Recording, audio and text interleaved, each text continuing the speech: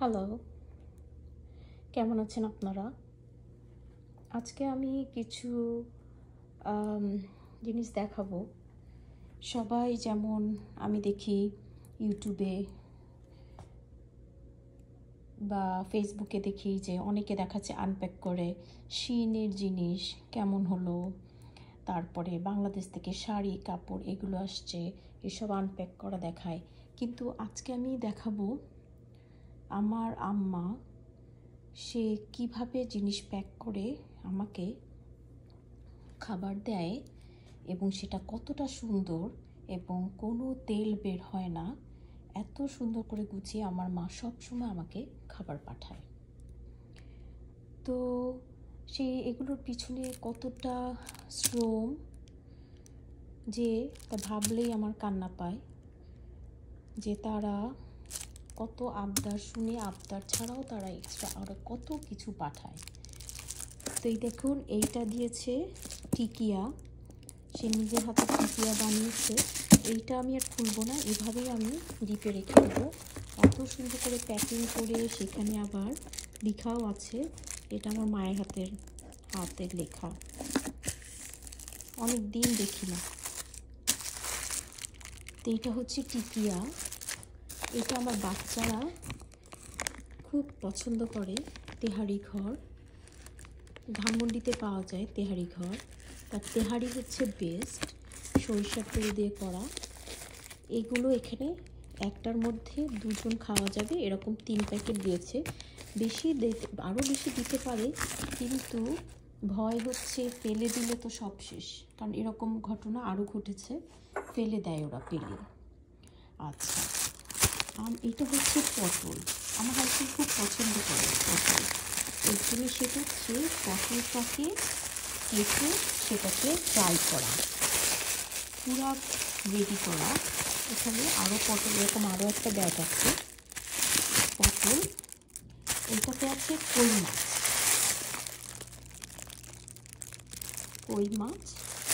এগুলো উনি প্রথমে এরকম জিপলকের ব্যাগেতে ঢুকিয়ে তার উপরে আরও প্যাকেট দিয়ে করে তার উপরে টেপ দেয়, এবং এইটার উপরে খবরের কাগজ, যে বাংলাদেশের যে পেপার আমি দেখাচ্ছি,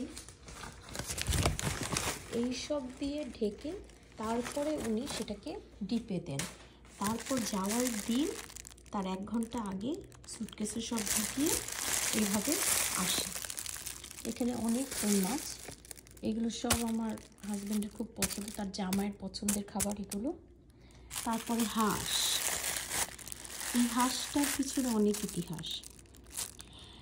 আমার নানি, উনি ওভার 95 ইয়ার্স ওল্ড, সে তার নাত জামাইকে কী খাওয়াবে, কী করবে, কী দিবে এসব বলে, সব সময় তার গিফট আসবে।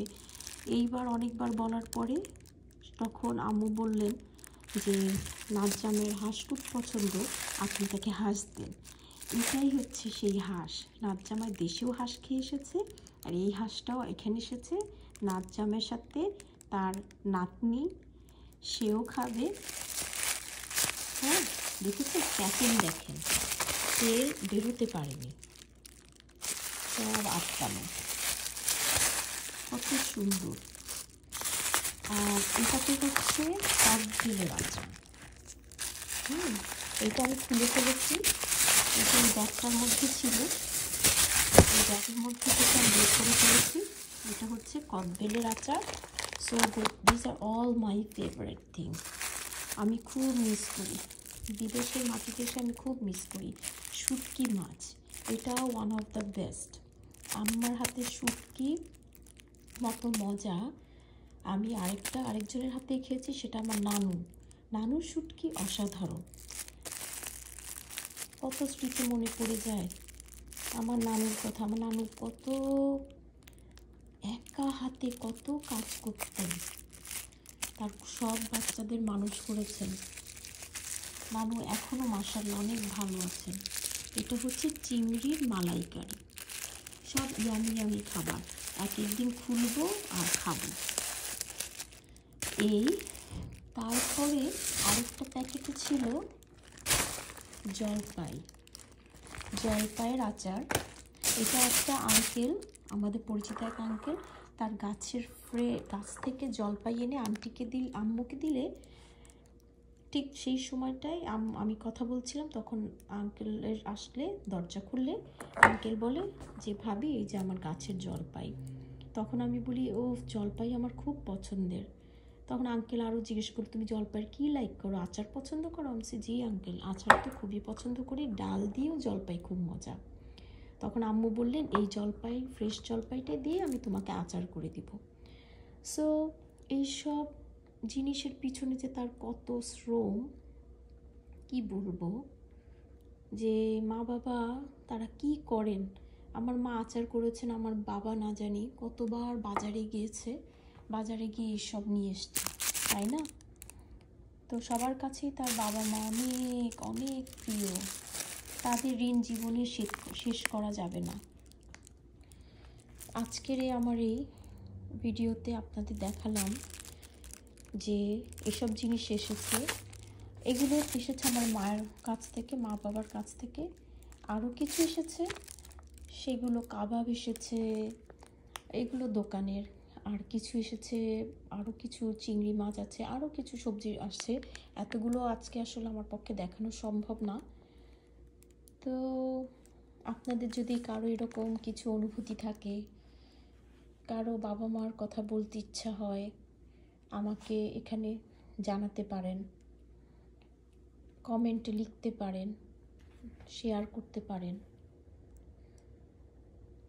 তো আজকের মতো এইটুকুই, ঠিক আছে? এনজয় করেন, সবাই ভালো থাকেন, সুস্থ থাকেন। আল্লাহ হাফেজ।